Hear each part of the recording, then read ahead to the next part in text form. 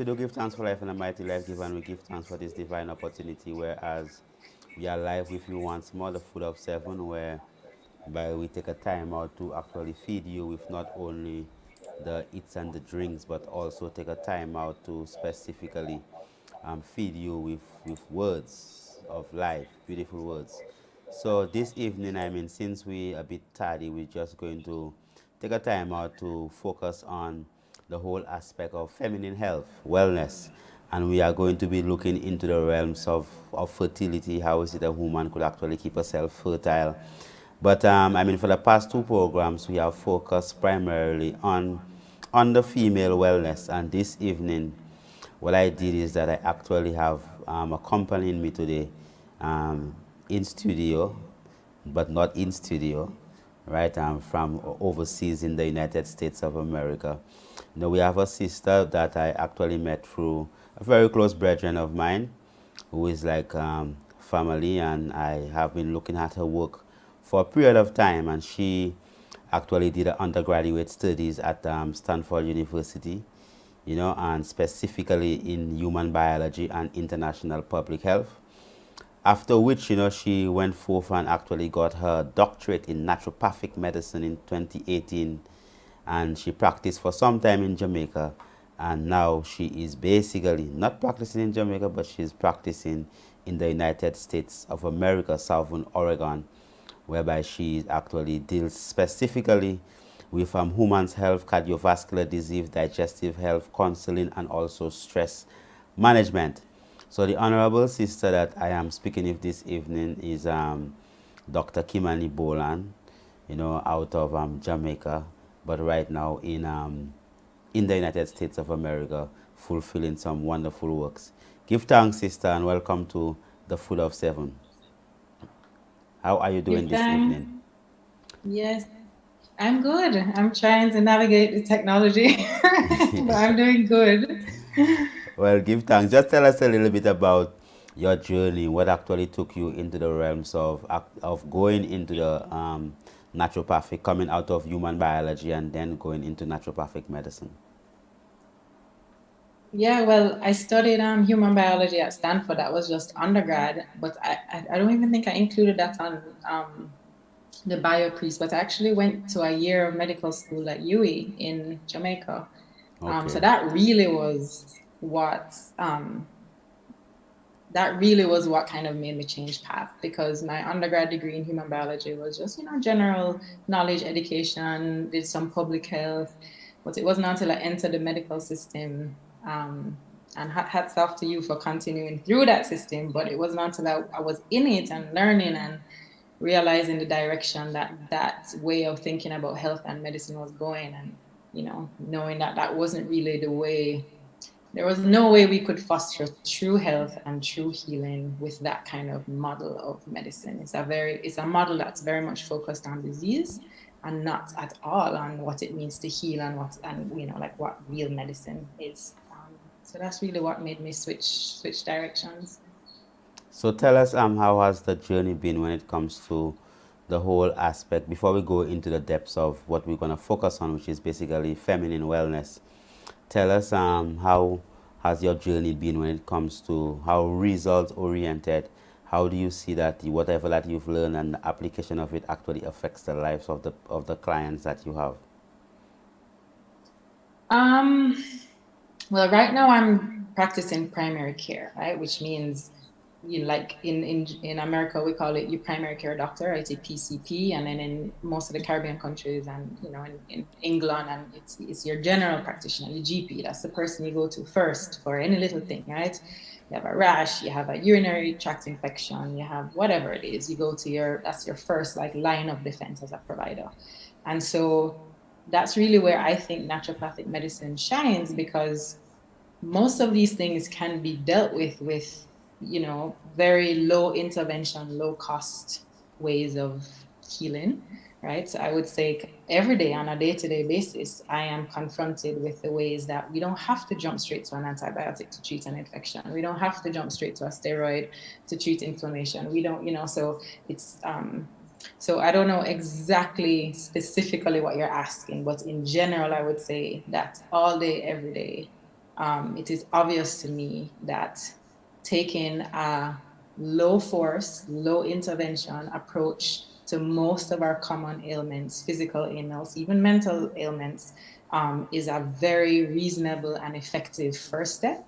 And then if you get to that step and you find that those natural, safe, affordable interventions are not helping, then you kind of move up in what we call the therapeutic order in naturopathic medicine, right? You start with the foundations of health, then you go to natural therapeutics, and then you kind of work your way up the pyramid of intervention based on your level of pathology. Give thanks. I mean, give thanks. Well, my specific, if you ask what specific question is basically with regards to, people only come to doctor when they're sick, Right. and it's not like somebody will come and say, oh, doc, I mean, give thanks, and I'm feeling great today, and then I want to continue feeling great.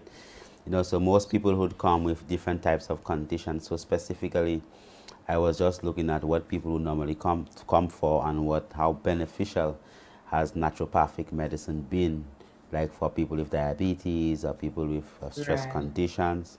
How has your intervention actually affected that? But I think you answered that Okay. already.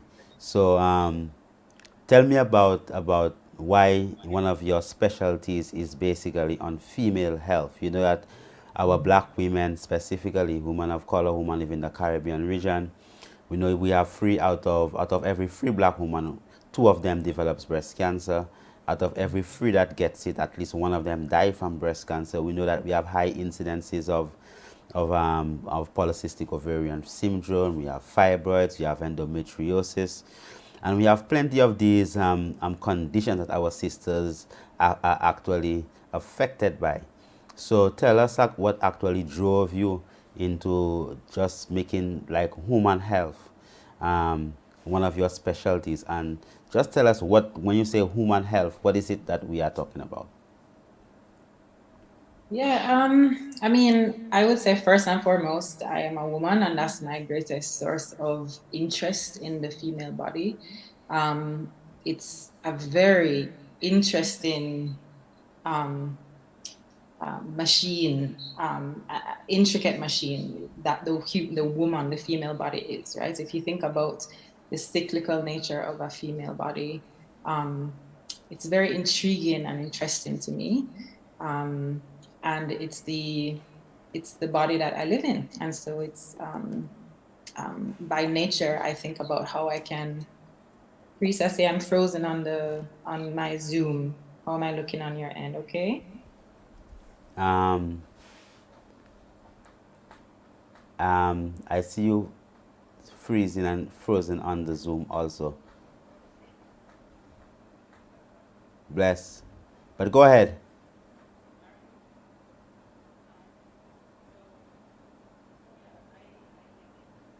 Okay, all right. He asked me, I'll take an intercession, and then I will come again with you live on air because he asked me to just check it out. So we'll take an intercession for those of you on Instagram. We are also live on Calabash Television in St. Lucia. So I think that we have a little interruption with our interview, and we don't want to actually continue our live broadcast without the words of the sister. So those of you in St. Lucia, we'll just take a short intercession, and we'll come right forward. Blessed.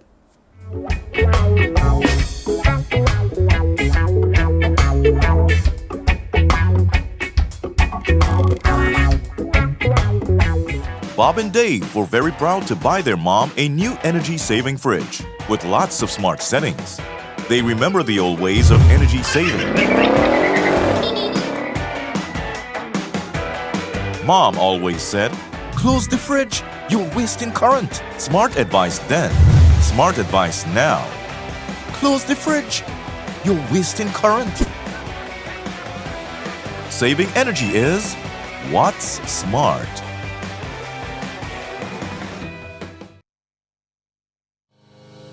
This year, we are conducting the 2022 National Population and Housing Census. We will be visiting every house in St. Lucia to conduct the census. When the enumerators visit you, they will introduce themselves, show their ID, their appointment letter, and explain the reason for their visit. Also on the ID, you will see details of the executing agency, which is the Central Statistical Office. They will be dressed in a green shirt, branded with the crest of the St. Lucia 2022 Population and Housing Census. Please cooperate with the enumerators and be truthful with your responses. All information will be treated in the strictest confidence. The information provided is to help government better serve your community. Anu kote setlisi.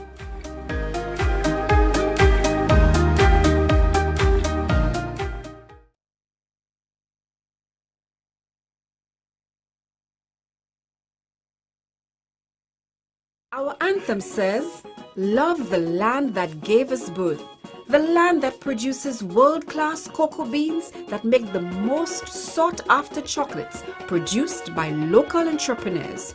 Most are women. They also produce the most delicious plantain chips, sweet potato chips, banana chips, and so much more. So when you are shopping for a snack or chocolate for that special occasion, be it Easter, a birthday, or just because you love chocolates, ask for locally made chocolates and chips. Bob and Dave were very proud to buy their mom a new energy-saving fridge with lots of smart settings. They remember the old ways of energy saving. Mom always said, "Close the fridge, you're wasting current." Smart advice then, smart advice now. Close the fridge, you're wasting current. Saving energy is what's smart. This year, we are conducting the 2022 National Population and Housing Census. We will be visiting every house in St. Lucia to conduct the census. When the enumerators visit you, they will introduce themselves, show their ID, their appointment letter, and explain the reason for their visit. Also on the ID, you will see details of the executing agency, which is the Central Statistical Office. They will be dressed in a green shirt, branded with the crest of the St. Lucia 2022 Population and Housing Census. Please cooperate with the enumerators and be truthful with your responses. All information will be treated in the strictest confidence. The information provided is to help government better serve your community. Anu kote setlisi.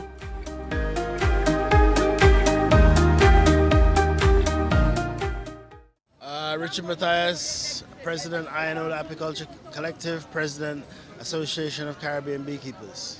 Well, today we are at Castries, St. Lucia. We're in front of the Castries Town Hall. We are at the final day of the Huronora National Honey Show, first of its kind in St. Lucia. We are trying to admire and present the honeys of St. Lucia. We had a competition to establish various different criteria of honey, which ones are the best, which ones are not so good. We had honey cakes, a big goods competition. And then we also embrace the arts and photography, where we ask people to depict scenes which are bee related or apiculture related. So it was really a showing of a celebration of St. Lucian honey and the art of apiculture. You can go to our website, ionolaapiculture.org, and you can get a whole cadre of information. We're one of the few organizations in the world that we have a free online beekeeping program, so you can follow the modules online, watch the videos. They're quite in-depth, and you'll be able to learn a lot of information. And I think the best thing you could do is to shadow a beekeeper. Find a beekeeper that you can shadow. He's willing to share his knowledge with you, and that's the best way for you to start and to learn. And then from that way you can decide whether or not beekeeping is for you or if it's not for you. And if it's for you, well, sky's the limit. Make it happen, man.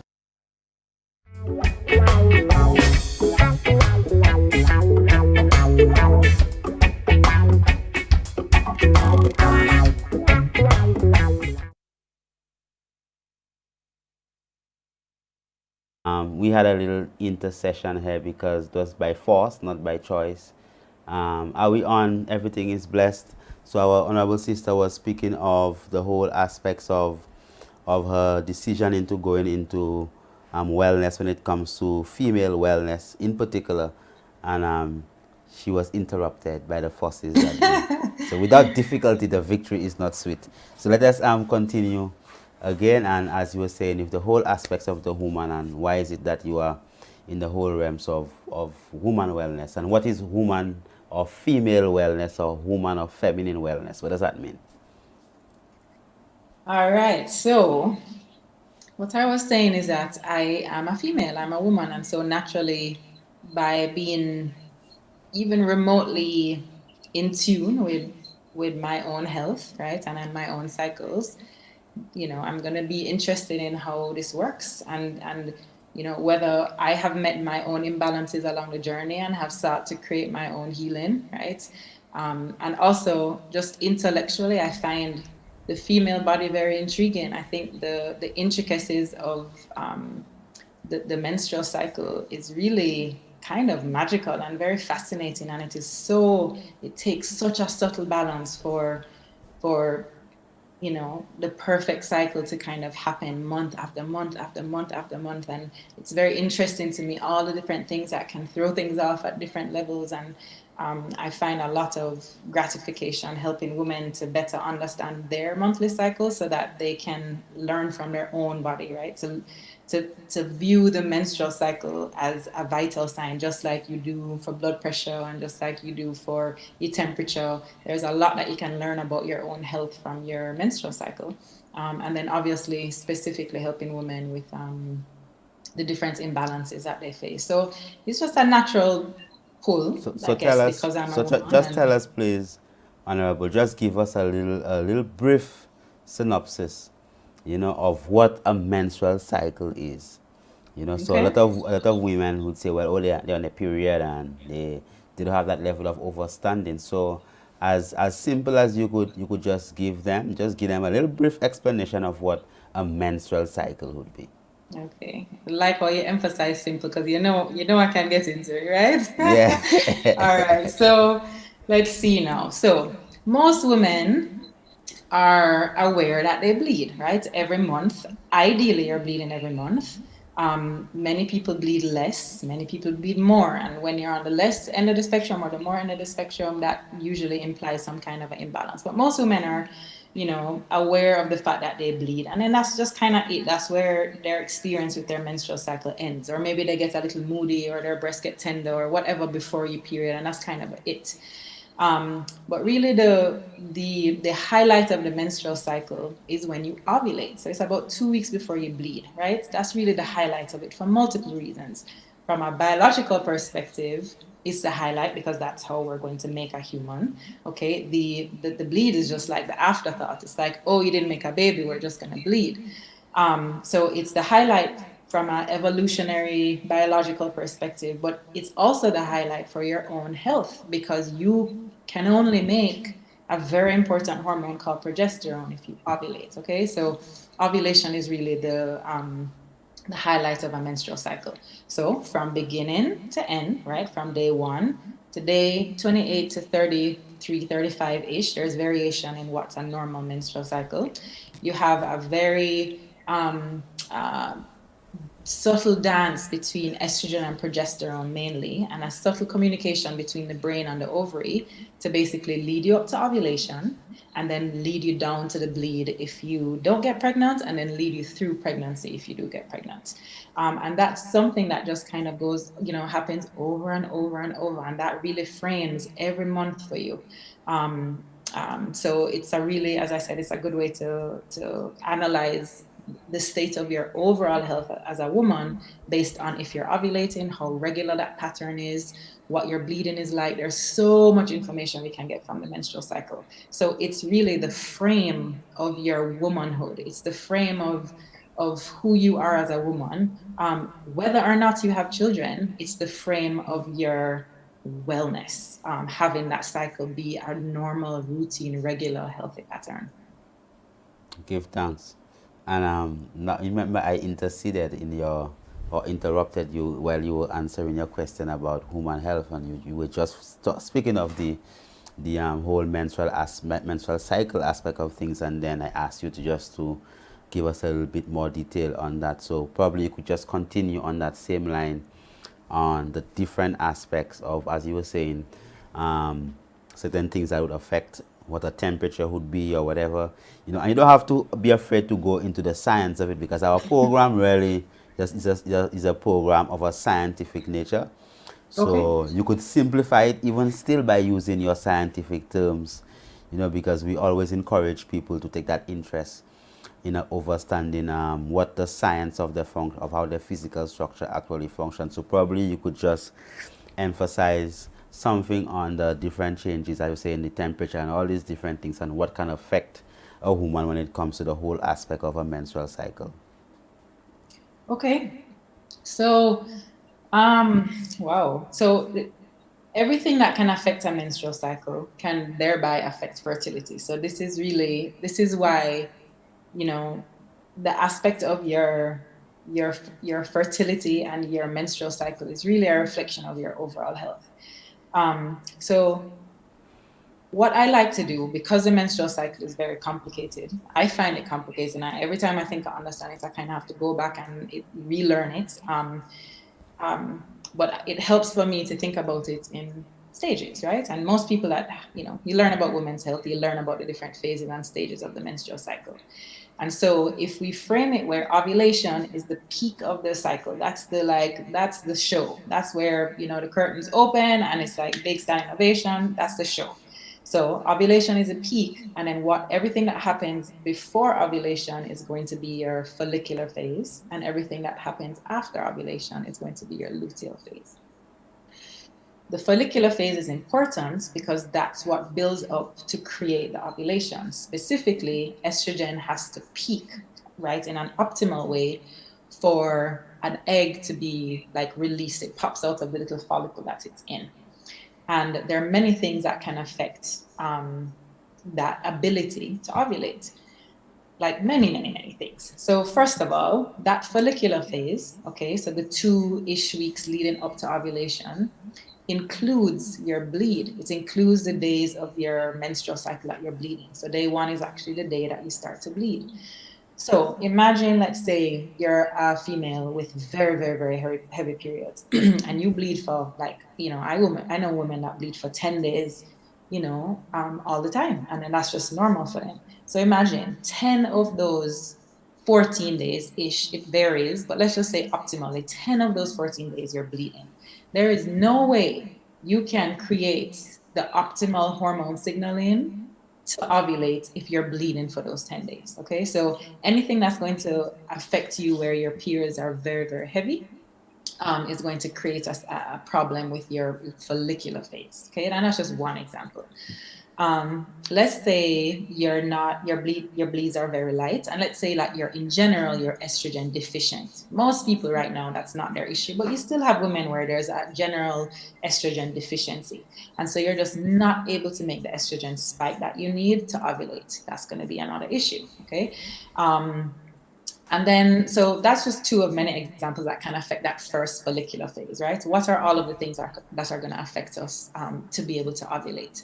And I'll just put this piece in here because I think it's one of the more concerning things for our modern day life. Insulin resistance is one of the biggest causes of not being able to ovulate. Okay, insulin resistance means basically anywhere in the spectrum from diabetes and then pre-diabetes before, and then insulin resistance even before you get to technical pre-diabetes. All of those things where you have just too much sugar in your blood and not enough sugar going into your cells can affect our ability to ovulate. Okay, so then we ovulate. Let's just say all of the circumstances allow us to be able to ovulate. There are many people that will ovulate and still not produce the optimal level of progesterone that they need. And I just want to remind people that part of why women's health is like, your menstrual cycle is a way of looking at your overall health. is that we think about estrogen and progesterone for just like making a baby or having a healthy period. But remember that they're receptors of these hormones in every organ of your body. That means that your brain needs estrogen, your brain needs progesterone, right? Your bones, your muscles, like all of your organs, these hormones have signaling abilities outside of the uterus and outside of the ovaries. This is why when women go through menopause and their hormone levels drop really low, they start to get brain fog, they get depressed, their bones get weak, right? It's a marker of overall health. Okay, so we're not just like zooming into making babies and bleeding. Okay, so anyway, let's just assume we get to ovulation and now we have that luteal phase, right? Basically, all the things that are going to throw that part of the cycle off, or I would say the main thing to keep things nice and short and sweet, is that when you have that estrogen peak and you ovulate, that estrogen is supposed to fall, and it ends up being about half of what the progesterone should be in that cycle, right? So progesterone, remember, after you ovulate goes high, and estrogen is supposed to come down about half of what that progesterone level is. If estrogen does not come down, which is a relative estrogen dominance, which is, I will just say, what most women are living in the modern world, largely because of our toxin exposures, okay, then you can see how that level of estrogen staying high is going to affect for sure how you feel before your period, which is why people struggle so much right before they bleed, just in terms of the way that hormones impact our mood and that kind of a thing. And then it's going to throw off every single cycle after, because you're supposed to have an estrogen drop in order to have a healthy progesterone peak in order for that cycle to go on and on and on. Now you're carrying your old excess progesterone from your last cycle into your next cycle, and now you're throwing off the whole following cycle. And so it's just it's kind of like a snowball effect. Just to reiterate the importance of one of the points that you highlighted previously. I won't say stick a pin in what you were saying, because we're not going to stick no pins. We're going to continue with the flow. I just wanted to reiterate while you just maintain that focus on the whole aspect of what you were saying about the cycling of everything just going off. The significance of the simple words that there are estrogen and progesterone receptors all over the physical structure, which is a very instrumental point of understanding that, because most people would believe, well, it's just about the whole reproductive systems, and they do not really, they're not able to link, as you would say, high estrogen levels with diabetes or any of the other metabolic disorders that people would actually suffer from.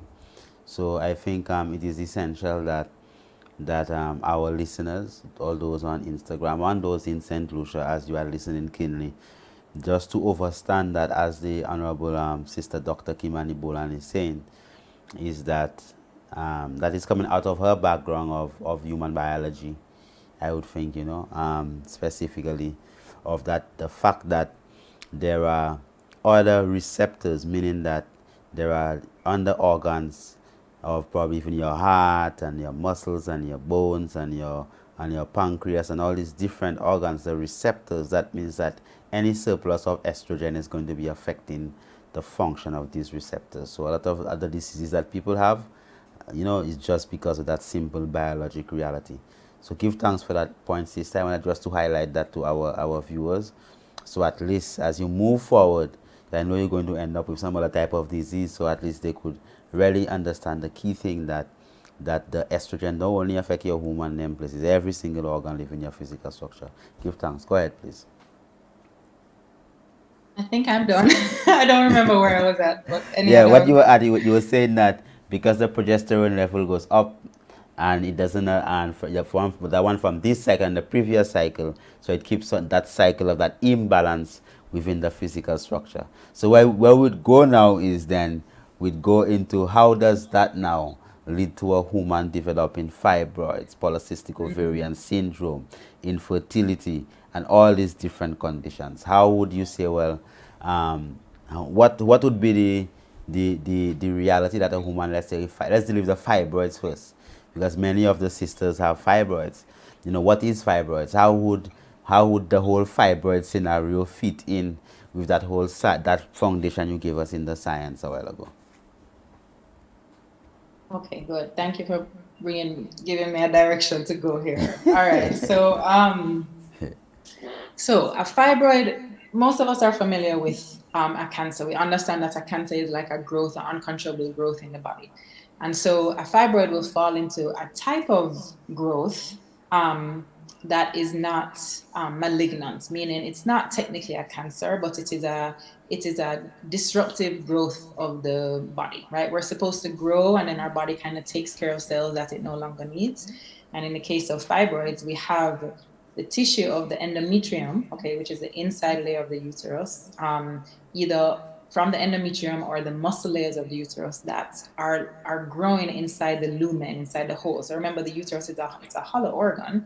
It's very small without a baby, by the way. Like if you look, I remember being surprised by that when I, did my dissections and that kind of a thing in school. The uterus is it's just about fist size, but it's hollow. And so it's supposed to stay hollow, okay? The only thing that should really be growing inside there is a baby. And so with fibroids, what you have is that the inner layers, whether it's the muscle layer of the, like the deeper layers or the layer right at the surface, you have little outgrowths, right? Just imagine you have a little seed or something growing here, or you have something else that's growing inside the lumen, inside the inner space of that structure. That shouldn't be growing. Your endometrium is supposed to grow uniformly, and then it's supposed to break down when you bleed.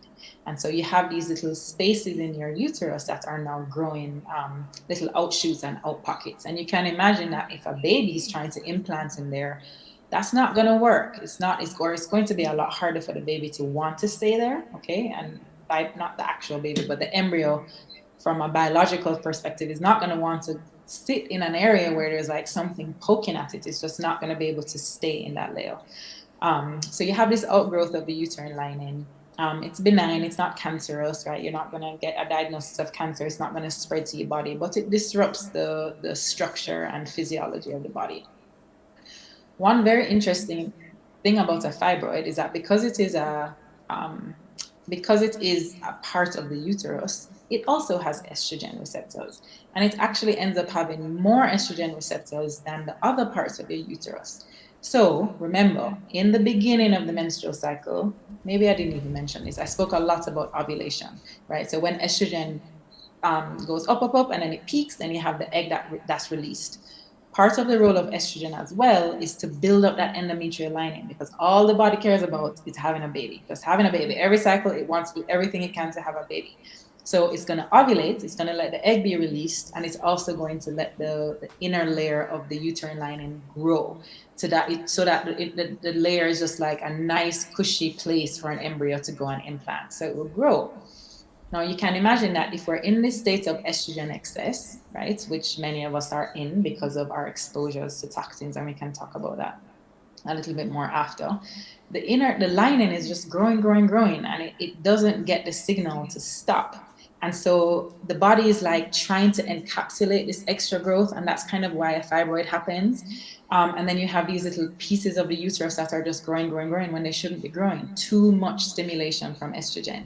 And then those fibroids end up actually having more estrogen receptors than even the rest of the uterus. And so it's responding even more strongly to those factors of growth. And I remember when I moved back to Jamaica, because we learned a little bit about fibroids in school when I went to school in the US, but not a lot. And so when I went back to Jamaica and I did my little consulting it was just a year and a half, and you hear from friends and family, and fibroids is really something else, man. It's a big deal in the Black community. And the mentor that I was working with at the time, Dr. Janice Fisher, she's a MD, integrative medical doctor in Jamaica as well. Please, Kailash, you should, I'm going to connect you guys. I think that would be a lovely connection. So if you guys are not connected already. So anyway, I remember I was asking her, like, why do you think this is, plaguing Black women like this? And she said, in addition to estrogen levels being high, and maybe our exposures just environmentally are higher, okay, she thinks that there is also an increased like affinity of estrogen to the receptor. So estrogen is just a chemical going around in the body, and then it binds to a receptor, and she's thinking that the receptor the estrogen binds extremely strongly to the receptor, stronger than, say, compared to a white woman. And there's definitely, evidence of that in the literature, but I just thought that was very intriguing. So yeah, so we have this excess growth, we have this excess receptivity to estrogen, we have this excess signaling of estrogen and response to estrogen because of how many receptors are in the fibroids. And then they'll just grow and grow, and they'll cause heavy bleeding, and they'll cause pain, and they'll contribute to infertility. And then we kind of get stuck in this cycle where if the uterus is not healthy, then we're having an unhealthy cycle. And again, one cycle then goes and affects the other one and the other one, because it's supposed to do this natural rise and fall, and then it doesn't. So apart from, as we have indeed focusing on the whole aspect of fertility, as you reminded me a while ago,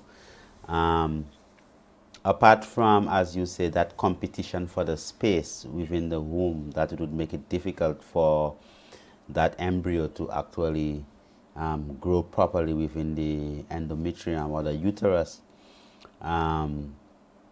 which would more than likely result, as they would say, spontaneous abortions and all these different aspects. What other ways would having a fibroid affect a woman's ability to actually conceive? Because sometimes, people with fibroids might find it a bit more difficult to conceive than a woman without fibroids. So I know that you mentioned certain things from the introduction. Just give us a little, just a snippet on the other things that just having the fibroids, how would that itself affect your fertility, apart from the fact, as you just previously mentioned, that there'll be a competition for the space? So, well, the first thing I would ask and inquire about in my mind is are there really many people? So when we're talking about fertility, there is there conception, which is what you mentioned. Okay, so has there been ovulation, right? Has there been a release of the egg? Has the sperm met the egg? Okay, so that's one. And then two, has the embryo, when the sperm and egg come together, has the embryo made it down the fallopian tube, and has the embryo, does it have the capacity to actually implant in the uterus and stay in the uterus?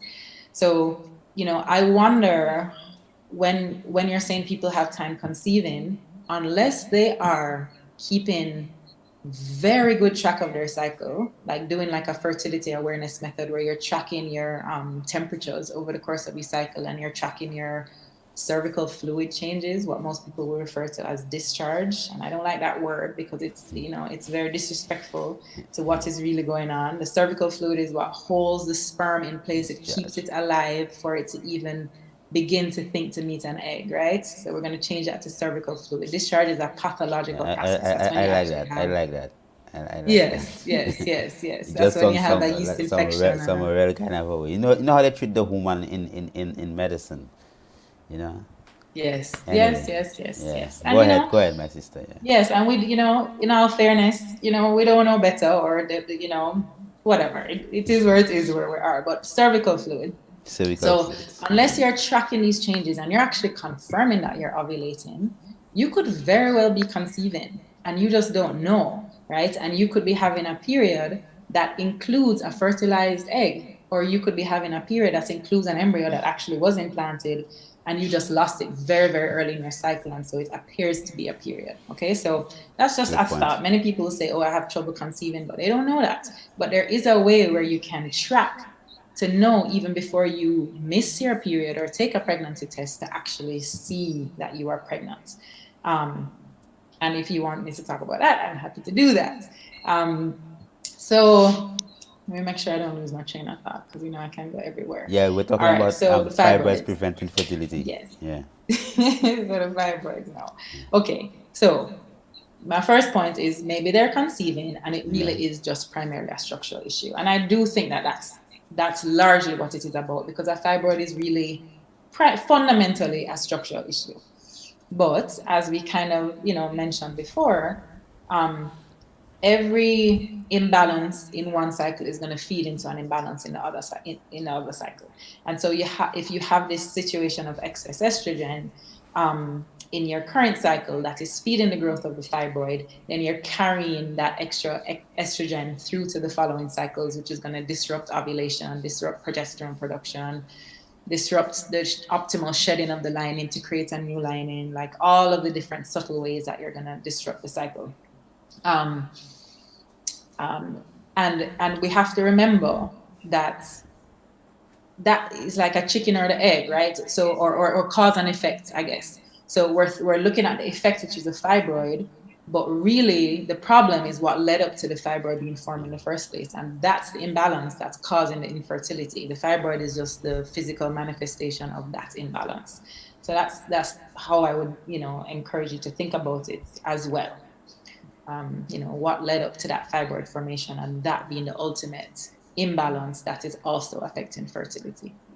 Well, I give thanks. I mean, I'm smiling listening to you because I say, well, normally I just have to be telling people all them things you're talking about, and I feel so good just sitting back and being in just listening, and actually getting it from a female perspective, and bringing forward that actually knowledge to the woman themselves about how their physical structure actually function. And yes, I mean, the fibroids, as they would call it, a benign tumor, a leiomyoma, and it is very important that, as you just mentioned, that people begin to see the fibroid as a symptom of hormonal imbalance.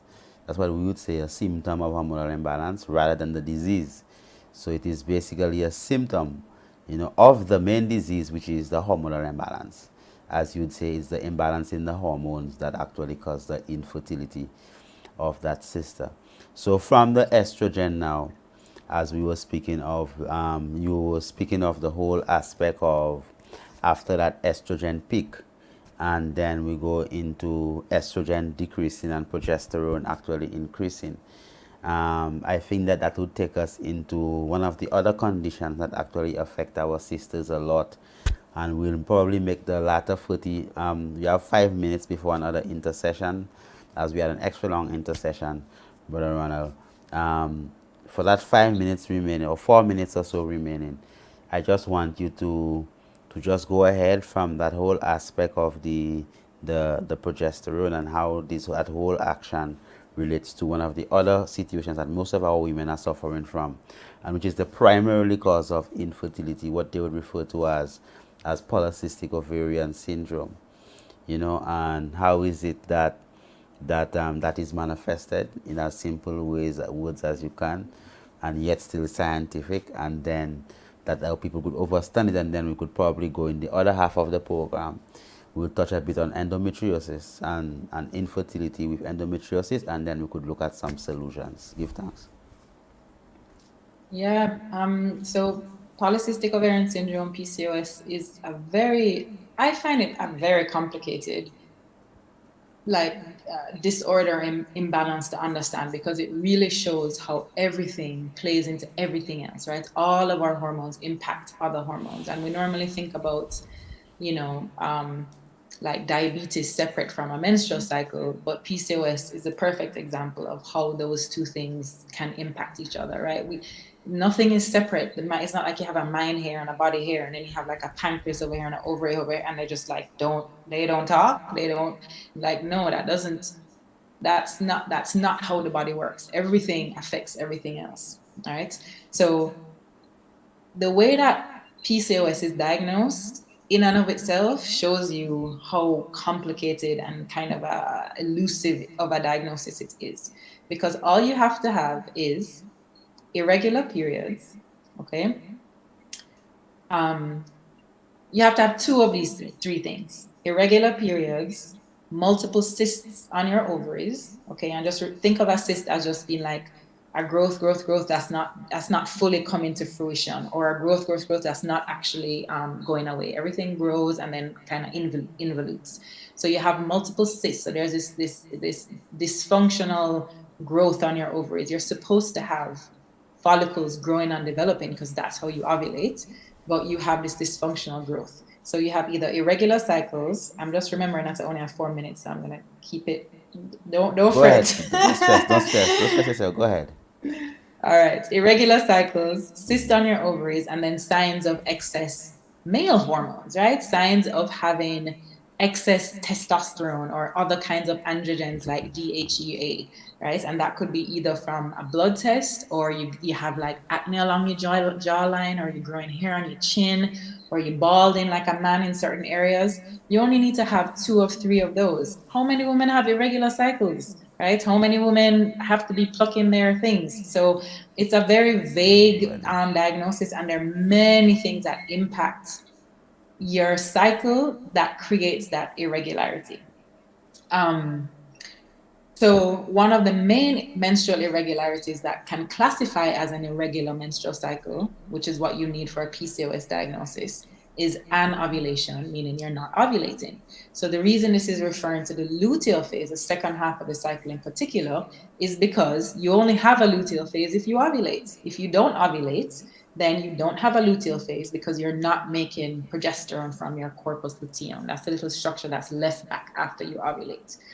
And let me tell you, I have learned the most about women's health working with perimenopausal and menopausal women, because when you don't have that progesterone, okay, it's life gets really hard. I think about estrogen as being like, just think about estrogen as a woman in like red stiletto heels, and she's just sexy and she's confident and she's walking, and then progesterone being like the nurturing, you like mama hormone, calming the brain, calming everything. And so in perimenopause and menopause, when progesterone levels drop significantly in comparison to estrogen, women really have a hard time.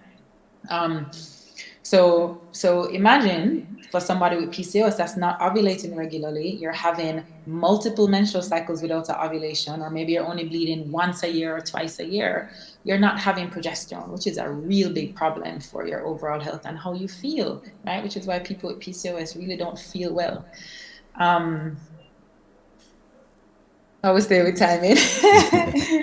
You have 1 more minute. All right. 60 seconds. Okay. So I suppose the best way to summarize the PCOS situation and luteal phase is that you're not making adequate progesterone, which has a ton of downstream effects. You're not ovulating, which is why there's so much infertility when you have PCOS. You can get pregnant. It's not like, ultimate. And that there are many things that cause you to not ovulate. Insulin resistance is one of them. So think about diabetes. Stress. Oh my gosh, this stress, and toxins. Those I would say are the big 3 when it comes to PCOS. And the last thing I'll say about PCOS is that most of us think of it as primarily like blood sugar dysregulation and related to diabetes and being overweight and that kind of a thing. Yes, but there's also inflammatory PCOS. There's like adrenal PCOS. So there are many different ways that we can think about what's the ultimate cause of this imbalance. Yes, blood sugar is a major one, but there are other ways, things, imbalances in the body that can affect if we ovulate or not. Give thanks. Well, I normally tell people 70% of their disease, especially when it comes to PCOS and fibroids, come from trauma. It was in seeing like woman after woman after woman after woman. And that's when in my own craft, I wouldn't say practice, in my craft, I really saw the disparate, how hard the woman actually takes it. And the frequency of, as you were saying previously, just before we go into the intercession, that the Honorable Sister was telling you specifically, about the whole aspect of you. I think you were talking about your mentor, the woman that you actually studied with. That was Dr. What's her name? Janice Dr. Fisher. Yeah, Dr. Fisher. Yeah. Yes, and you said she was saying about the affinity to the estrogen. Also, one of the key contributing factors is how traumatized our black sisters are, and how much abuse, actually takes place within the families actually coming up. So it was during that time on seeing woman after woman after woman after woman, and And normally what would happen is the woman would come into the office and sit down, and afterwards had to cry. So every consultation, if a woman with fibroids or PCOS, would be a long consultation. I'm talking about over an hour, every single one of them, because I found out that 90% of the sisters with these conditions are sisters who have actually gone through some level of trauma. So as you said, stress, and the amount of stress and traumatic experiences that sisters actually go through, are things that we now supposed to, as healers, supposed to have that level of understanding, and how, as this is the two final points in your bio, counseling and stress management, how these two things there could allow people to be victorious of over their traumas and not remain victims of what they have actually gone through. Give thanks, Honorable Sister Dr. Kimani Bolan. She's a naturopathic physician from Kingston, Jamaica. Right now is in Southern Oregon, actually practicing primary care and specialty in naturopathic care with us this evening on Calabash Television. When we come again, we're going to have just summarize whatever we said on polycystic ovarian syndrome, and we'll look at a little bit of endometriosis. And towards the ending of the program, we'll just look at for some simple solutions, and probably we might be able to take some calls, but we believe that it is very important at least you get the information. And I'm sure that you could save all the calls, and sometime in the future the Honorable might be able to come in and sit down with us again. So give thanks as we take an intercession, and we'll come again shortly. Blessed.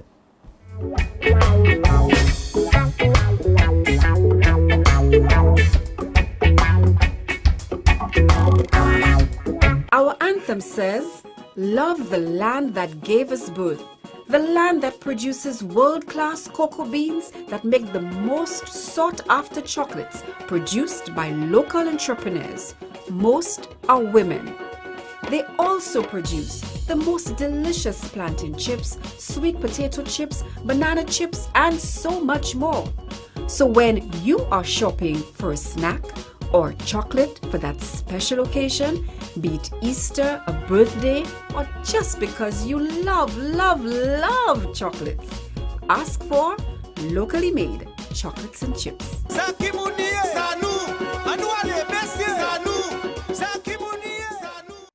Bob and Dave were very proud to buy their mom a new energy-saving fridge with lots of smart settings. They remember the old ways of energy saving. Mom always said, "Close the fridge, you're wasting current." Smart advice then, smart advice now. Close the fridge, you're wasting current. Saving energy is what's smart.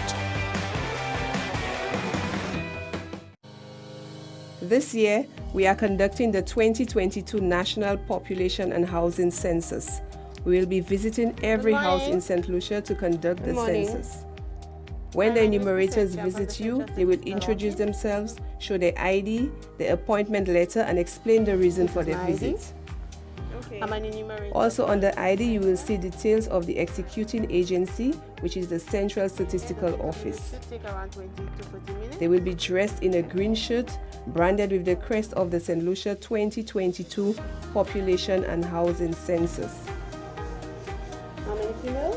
Please cooperate with the enumerators and be truthful with your responses. All information will be treated in the strictest confidence. The information provided is to help government better serve your community. Anu Kote Setlisi.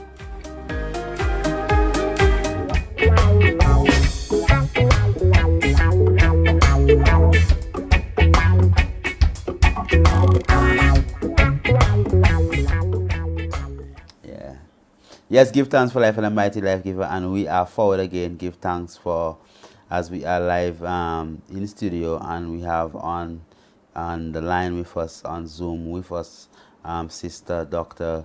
Kimani Bolan, coming out of Jamaica, and specifically right now doing primary care in Southern Oregon and the specialty in naturopathic care. She has a degree in human biology and international public health from Stanford University, and before that she did a year of university medical school at UWI before she diverted to human biology and ultimately did a PhD in naturopathy, at the Bastyr University in Washington State. So basically, we've been speaking about the whole aspect of fertility and fibroids, the human cycle. So we touch a bit on the period and what the menstrual cycle is. And we went in the whole aspect of the hormones. She did mention partly of the follicular phase and the luteal phase of the menstrual cycle, and we touched on the fibroids, we touched on polycystic ovarian syndrome. And one of the key things that I think that we have to just remember is the fact that, as she reiterated, that many of the organs of the physical structure do have receptors, for the feminine hormones, and primarily the estrogen and the progesterone. And definitely we will just welcome the sister forward, and as we continue, and just a brief summary, as before the intercession we just touched a tidbit on the PCOS. So just give us a one-line summary on that, and then we could just touch a bit on the endometriosis, and we will open up the lines to get some phone calls and also some questions from our Instagram people, as we have approximately 21 minutes before we close. All right. So yeah, to summarize what we were discussing about polycystic ovarian syndrome. So that, remember that phrase is polycystic, right? So poly, many, cystic, cysts on the ovaries. But it's a bit of a misleading, it's really a misnomer, because you may not have cysts on your ovaries and still classify for a diagnosis of polycystic ovarian syndrome if you have irregular periods and if you have signs of androgen excess, or basically a hormone imbalance. So it's one of those older diagnostic names that haven't really, doesn't really make that much sense. But alas, that's what we have, PCOS. And so I would say the gist of PCOS is that there is a kind of a very unique hormone imbalance where estrogen and progesterone are definitely out of whack. That's why you're not ovulating. But the main driver for that imbalance is actually excess androgens, right? So androgens are just the umbrella term for male dominant hormones. So things like testosterone, DHEA, and there's some other, less popular ones. So you have a situation where you have excess male hormones and then an imbalance of your own female hormones. And one of the main drivers for you having elevated testosterone or DHEA is going to be glucose dysregulation, so blood sugar issues, whether you actually have diabetes, pre-diabetes, or sometimes not, but on the spectrum somewhere of your insulin being higher than it should be in your blood. And just like progesterone and estrogen are hormones, insulin is also a hormone. And remember, they're all they all hang out together, they all relate to each other. Your actual fat cells have receptors for insulin and progesterone and estrogen. Everyone discusses everything all the time. So if your insulin in your blood is too high because your intake of sugar is so high, then we have this downstream effect of producing too much male dominant hormones. And you can imagine, for a female body, having an excess of male hormones is very logically, even without knowing the science of it, is going to affect the way your female hormones get to play and have an effect on the body. And then the last main point I want to leave you with for PCOS is that blood sugar dysregulation is a main cause of it. But there are also other causes. If you have excess inflammation in the body and excess, basically an inflamed ovary is how I think about it, then that's more of an inflammatory PCOS. And if you have like a chronic stress situation where you have excess cortisol, or you have adrenal health dysfunction, that's really your stress response, that can also affect, be a cause of PCOS. So it's helpful to think of PCOS in different branches. You can have an insulin type PCOS, you can have an adrenal type PCOS, you can have an inflammatory PCOS, that kind of a thing. So in essence, it's an irregularity in your ability to ovulate, and then an excess of male dominant hormones. Give thanks, Honorable, for that. And before we go into solutions, there's one other key disease condition that we just want to highlight, which is the endometriosis. Endometriosis. And how is it that would actually lead to infertility? I know, well, infertility is one of the biggest symptoms of polycystic ovarian syndrome. I mean, women with PCOS, as you say, they don't ovulate. So at the end of the day, plenty of these sisters here just can't have babies. So let us just look a little bit at endometriosis and what does I'm asking you. It's like a lot of work I giving you that one. Am I giving lots of work? Like it's one to the next. Are you hearing me? Yes, I'm hearing you. Yeah, so I'm saying like it's like I'm interrogating you. So it's like but then what else is an interview other than interrogation? Straight interrogation. Give thanks, Honorable. Good thing I like to talk about it. Yeah, give thanks. So I wanted to just go into the endometriosis, so at least we could get a little bit of that aspect of things also, and then we'll spend the latter 15 minutes into some suggestions you could give sisters into how they could improve their feminine health. Go ahead, Wes. Okay. All right, endometriosis. This one baffles my mind almost as much as PCOS, but in a different way. This one is a little bit more concerning to me because PCOS, it's there's an imbalance in your your endocrine system. There's an imbalance in your endocrine system, right? That is affecting the way your ovaries are responding, and the ovaries are part of the endocrine system. The endocrine system is all of the hormones in the body, the way the brain is talking to the pancreas, how the brain is talking to the adrenals, how the brain is talking to the ovaries, right? It's the same part of the brain that's talking to all of these different organs. So it's one whole system. So in a way, it feels more approachable, more manageable to me because there's an endocrine imbalance. Okay, let's figure out where in that axis there's an imbalance. There's an imbalance from the brain to the pancreas with the insulin and sugar. All right, let's try and deal with that first. And then naturally the next leg of that axis is going to be impacted. Or there's an issue with the way the brain is communicating with the adrenal glands because of chronic stress. Okay, let's try and deal with that. And then the health of the ovaries kind of follow. So there are multiple parts of that axis, and you can kind of tap into whatever part has the biggest imbalance to have an impact on the ovary because it's all a system. Endometriosis is kind of like, I don't know, it's really something else. You have this overgrowth of your uterine lining, and then it breaks off and it goes to different places of your body.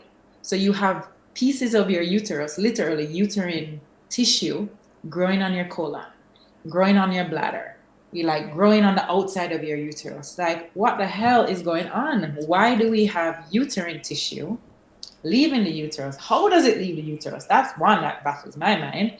And there are many theories, but okay. One, it's growing in an excessive way. Two, it leaves the uterus. And three, it goes and implants onto different organs in the body, and it still acts like uterine tissue. It still responds to estrogen in the same way your uterus does. It does all of those things outside of the uterus. So that really, it's a little bit it's a very good reflection of this dysfunction that our world is, I think. Like on a macrocosm level, it's a good way of showing us like we're out of step with something here. This is really kind of crazy. So in essence, that's what endometriosis is. Overgrowth, excessive endometrial tissue overgrowth, which is endometrial tissue just the inside of the uterus, okay? And it is growing outside of the body, and it is painful, and it causes heavy bleeding. The hallmark is really pain. very painful, very uncomfortable. And naturally, if you have uterine tissue doing everything and going on the ovaries where it shouldn't be going, it causes scar tissue as the body is trying to figure out what to do with this excess tissue. And so you have all this scar tissue build up in the uterus. And so, of course, that's not going to be a habitable place or a welcoming place for an embryo to implant. The biggest kind of aha moment I had with endometriosis is that, yes, it's hormonal. Obviously, it's uterine tissue. It's going to have a hormone component. It's going to respond to hormones. But it's largely an inflammatory disease. It's largely a disease of excess inflammation. And when we uncover the topic of inflammation in medicine, I mean, all bets are on. Like, it's really the root cause of so many, if not all. I always want to say all, but you can never say all to everything, but so many diseases. And it makes us have to look into the health of the gut. It makes us have to look into the health of our mental, emotional state, our nutrition. So it's really an inflammatory disease, and that helped me to think about endometriosis in a more helpful way. Because even if we can't necessarily make those tissues go away, like let's say you have excess growth on your colon, I don't know how to make that go away without surgery, but at the very least we can keep inflammation levels low so that pain levels are better controlled, and that we're preventing extra growth of more new lesions. Give thanks, Honorable. I mean, see, my view of it is just like even like the fibroids, and as a woman was saying, like she's in perimenopause um, and she was having some level of conditions. My view is like many of these conditions, like the fibroids, would shrink when a woman goes into menopause, you know. Even when a woman approaches perimenopause or goes into menopause, even the harshness of the level of pain and the discomforts that they have with endometriosis, these things they actually dips, with the decrease in estrogen in that natural phase of their life. So this is where I and that was through my craft of just seeing people, the overstanding of knowing, well, look, if you really can bring down the level of estrogen, you could actually even shrink these things, because if a decrease in estrogen level through menopause can cause a fibroids to actually shrink and eventually calcify, or, if it is that you are very good in controlling how the endocrine system actually functions, and you could work with that person to just control their whole endocrine system and to just assist them into balancing that whole aspect, you could really get a fibroid to actually shrink, or even prevent the endometriosis, that tissue, from growing more and even shrinking it, just because of you starving it of that particular hormone that it actually loves so much. So the science to me in all of these things, when it comes to feminine health, is very critical that we actually understand that scientific nature of how the physical structure actually functions. And that is why I would not pull you away from that explanation of the scientific realms, because when you understand that, then you could really begin to, that's why they practice. So it's a practice. You try this and you try that and you try this and you try that, and it's because it's by working with different clients with different symptoms, that's how you actually learn. So it's not like as if you have all the answers. You have things that will come new, and it's a little bit of what you did yesterday and what you have to do today that's new, and what you did the day before, that you actually have to utilize. So I want to give thanks for the level of depths that you go in when it comes to the science of the aspects, and I know it is not really too deep yet, but so give thanks still for that, as I know that our people in St. Lucia, they appreciate love that very much. And in our final 8 minutes, probably Ronald, you could put the number on the screen, but I would just like that 8 minutes.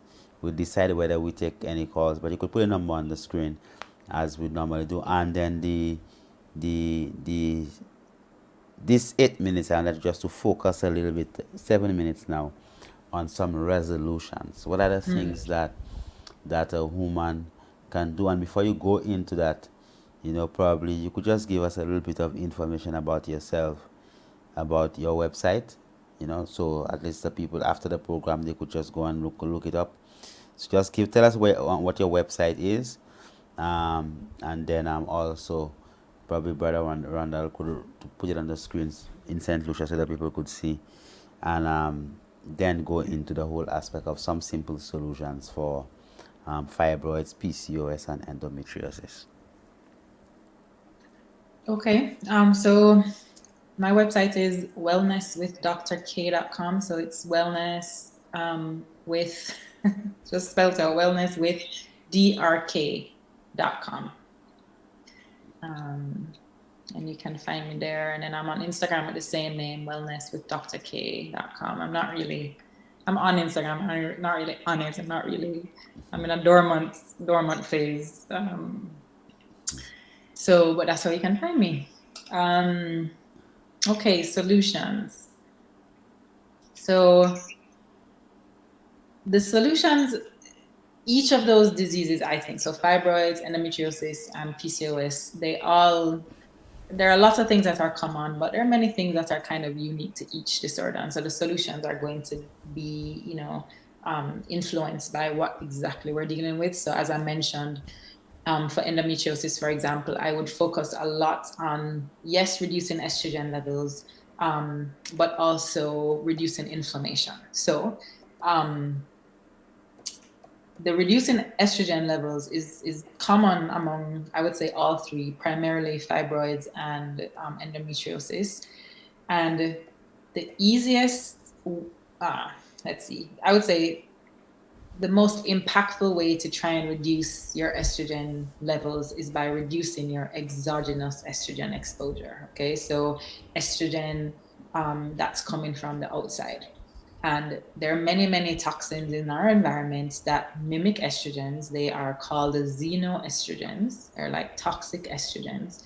And when your estrogen receptors see those things, it just perceives it to be estrogen. And so you have this excess exposure of estrogen over and over. All right, so really paying attention to what you're putting on your skin, the lotions you're using, the shampoos you're using, the makeup, the dishwashing liquid, the laundry detergent, anything that smells so good, the candles that are synthetic. So all of those things that are colorful and smell good and they're not natural scents. Just think about when you smell fresh laundry and it just smells so good to you. All of those things contain chemicals in them that are estrogen-like and can disrupt estrogen signaling. So one of the main, it's not easy because it means changing up the way that you've done things forever, the way that our families have done things, right? When you clean the bathroom and you use the bleach and then you also use the spray something and you use it and the fresher it smells, the more like you feel like you want dead is, the cleaner it is. So there's a lot of like cycles that we have to change. But that is a relatively easy way to try and reduce the level of estrogen that we have in our body. Okay, getting a water filter. And part of the challenge with all of these things, of course, in true Babylon style, is that the safer it is, the cleaner it is the more expensive it is. At least that's where we've come to from you can make lots of these things at home, but if you're not doing that and you're just buying these products, they're so significantly more expensive. That's part of the challenge. So anyway, really addressing and assessing your estrogen exposures exogenously. The other key thing is that we lose our estrogen in our stool. Okay, so when we produce estrogen, part of how we replenish cycle after cycle is that the estrogen gets detoxed in the liver and then it goes into the stool and then it leaves the body in the stool. So if you're not having optimal gut function, if you're not having a bowel movement every day, if you're chronically constipated, if you're chronic diarrhea and loose stool, you're basically recirculating, reabsorbing your old estrogen from life cycle over and over and over until the blood levels of estrogen remain high. And if, we all live in a toxic world, that's just the reality. At least if you live, if you live in any kind of modernity right now, which means that our liver is burdened, literally burdened by toxins. And so while it's taking care of the toxin from the pesticide that you just ate, it's losing its ability to take care of your own estrogens, for example. And I think this is where herbal medicine really comes in. So using herbs that really support liver function, and then trying to optimize your gut function, making sure you have healthy bowel movements, whether you're using diet or whether you're using supplements or whether you're using herbs. So supporting your liver with liver supportive herbs, and supporting your digestion as well with nutrition and herbal medicine and that kind of a thing. So that's the big thing with estrogen, and that's going to help with fibroids, and that's going to help with endometriosis, and to some extent help with PCOS as well. With PCOS, because it's such a common one, and I think one that's, of all of them, probably the easier ones to kind of reverse is getting blood sugar optimized. Like, we can't do this like eating sugar every day, all day, every day. It just don't work. Our metabolic system was not designed to handle the amount of sugar we currently consume on a normal basis. It just was not. It is struggling. So what you think is normal when you eat sugar, you may not be putting the teaspoon of sugar in your, coffee, but the way that we have sugar in every single product, and the way that we have basically sugar when you eat your bread and your pastas and the da-da-da-da-da, our body is just like, I cannot do this, and it breaks down. So really, like, tuning up the nutrition part and reducing the number of refined carbohydrates you're eating, and exercising, because it's such a good way of getting rid of excess estrogen. So foundations of health, guys, basic to even before you buy any expensive herb products, right? From Priest Kailash. All right, foundations of health, right? Well, we are expensive, We are I would like to say, well, we are, and we don't. I just teasing you. Yeah, but it's okay. But it's you guys know what it's it takes to make these products? Yeah, we are, and we pride. I am proud to say that we are expensive, and it's not with apology. We are very happy to say that, our products are expensive products. Just like when you want to buy a BMW or a Land Rover. Absolutely. You understand what happens, so we are. But I don't want to take away from the point that you're saying, before you even buy these products, there are things that go ahead that you could be doing. So yes, and these herbs, I mean, they work very well, right? You can include, as part of your, let's say you have a nutrition protocol you're doing, right? And it don't have to be nothing fancy. Let's just say you cut out bread, rice, pasta, and you're increasing your vegetable intake, all right? There are herbs that can help you to reduce glucose, and there are herbs that can help your can increase the sensitivity of your insulin, so that you're removing more glucose from the blood and all of that. Let's see. So yeah, so foundations of health: food, exercise, right? So I think it was when I just started naturopathic medical school, they had like this whiteboard in the library, and it said, that was the first time I saw the quote. Of course, I've seen it many times, but it said, sitting is the new smoking. Right? So our laziness. yes, our sedentary nature is the new, like, the thing that is killing us. Okay. And by the way, I cannot let this 8 minutes run out before saying that we are focusing on my beautiful queens over here, but when it comes to fertility, men and sperm quality, don't even get me started on that one. Oh my goodness. And in our crazy toxic environment, it is very scary. The rates of sperm counts, like, are dropping dramatically, like by 50%, over a century, right? So wow. What does that mean? I know that that's not me for sure. We have a very wonderful, I mean, it means that, the men and them, they how a man normally actually takes care of himself. Most of our men, they go to work. They probably they are mason or a contractor or a carpenter, and this man would go to work, and then for lunch they drink a soft drink and some biscuit or some bread and cheese. And also the whole aspect of just education. My father never taught me plenty things about just being a Yes. man. So I think that we will organize and have another program where we look at the whole aspect. So I could listen to a woman also speak about infertility in men. So at least our brothers could actually get that uplifting. As you could see on those people in St. Lucia, we won't take any calls, Ronald.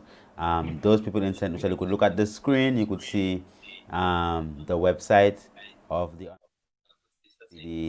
the consultation services, and also I look at the yoga a while ago. I never knew you were a yogi. You What? know, no, I never know that.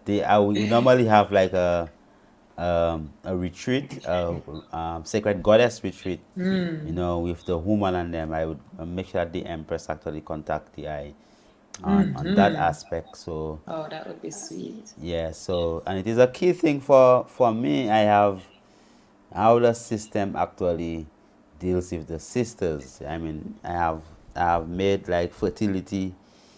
That's why I always say, if one woman who cannot make a child makes a child, that is reason enough to actually celebrate. So if within your whole craft that there is one woman who couldn't have a child, right, and the only you were only able to make one woman or help one woman be able to conceive, that is just remarkable. Just to be able to assist one person into being able to give forth life and to carry a child. I know that within our craft, I mean, plenty people, I have plenty of little K's and Kailash and cases, whatever people would call their children after that, because, plenty of people with polycystic ovarian syndrome. And what I just like to just remind our sisters out there, and as you have demonstrated, even as we've been speaking tonight, is the significance of just understanding the science of how your physical structure actually function. And don't shy away from it, don't run away from it, and don't make it seem like as if it's something that is too difficult. And just understanding that, and be able to implement that level of self-care, that love, the clothes you wear, as you said, even the tissue paper that you actually use, somebody saying I'm sweet smelling tissue paper, and all these different aspects, and the sanitary napkins, and all many different aspects, just being so conscious of them. And just because you are aware of how it affects your physical structure, you are able to make these changes. So I want to just give thanks for the level of depth that the eye provided, and the heights and the width and the breadth that the eye gave this evening. And would just like you just to just give a little closing remark to our beloved people in St. Lucia. And I know that some people are trying to call, but we won't be taking any calls. What you could do, you could just look at the website. We have it on the screen. So for those of you, you could have a look at the website. You could go on Instagram, and you could send an email, ask some questions, whatever it is, or just apply. Even before you book an appointment, you could attempt to just apply the little goodness that you have learned. Any your closing remarks, please, Honorable? Closing remarks. Well, first of all, I can come back anytime, so don't worry. We can talk, and seriously, you can see this is a love and a joy and a passion for me, and so it's not work for me to come back and talk to you guys. St. Lucia, I've never been to St. Lucia, so hopefully soon. But I think maybe the main point is for women to understand how much our menstrual cycle is a vital sign that we get as women, right? It's a special extra external sign of our overall well-being, right?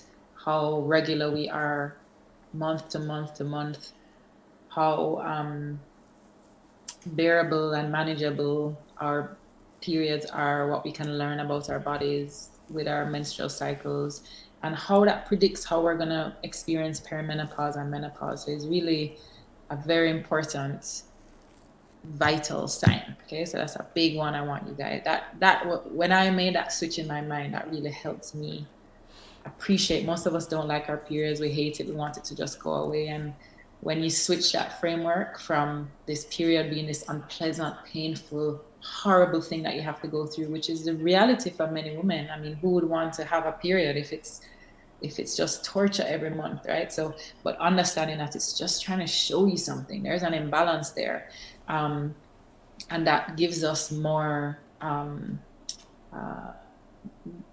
a greater sense of empowerment that we can actually make a change, right? And that it is an investment in your overall health, because what your cycles are doing right now is going to dictate what perimenopause is for you and what menopause is for you as well. Usually there's a good correlation. So that's a big one.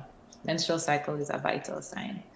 The second one is, yes, you can do consults and you can work with herbalists and you can do all of these things, and we all are going to require different levels of support along the way. There are many people that I'll start with something really basic and it's just enough. There are many people that I'm like, I think you should have surgery. So there's a level of need depending on what you're going through. But for most cases, probably for all cases, even if it's not the only thing, the change is in your hands. There is a lot that you can do with foundations of health.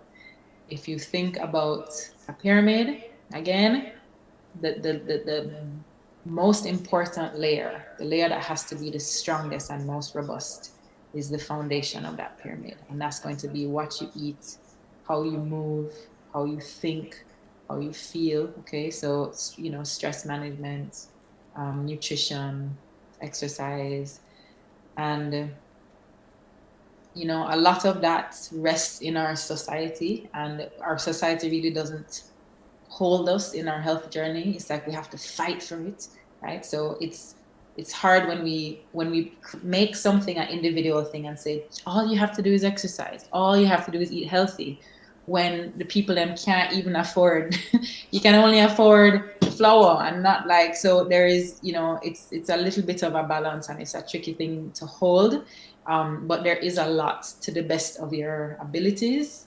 that you can shift, and those are the things that can make the biggest impact. And if you're taking herbs and supplements and all of these things but the foundation is weak, it will be a waste of money anyway, right? So that's where I'll leave it. Well, give thanks, Honorable. Give thanks for these points and give thanks for taking the time out. I know that you say you love it and you love to share, but the value of it is phenomenal. Just being able to break down what most people are afraid of even listening to. So most times our people avoid science class. They run with science. People just I hate science. When science is basically teaching us ourselves. So give thanks for taking the time out to really break down these topics for us. And give thanks, Vinci Sweetness, for blessing up. And someone was saying on Instagram, can sleeping with certain men who carry certain hormones be a factor in hormones imbalance? You want to just read it one more time? They ask, does like having a relationship with a man, I think it was a sexual relationship with a man with certain hormonal imbalances, does that affect, be a factor in hormonal imbalance? They say no question is a stupid question. That's a very interesting question. Yes. I don't know, nor do I even understand male hormone imbalances as well. To be honest, a male is a lot less interesting than a female, so their hormones are like very much more basic.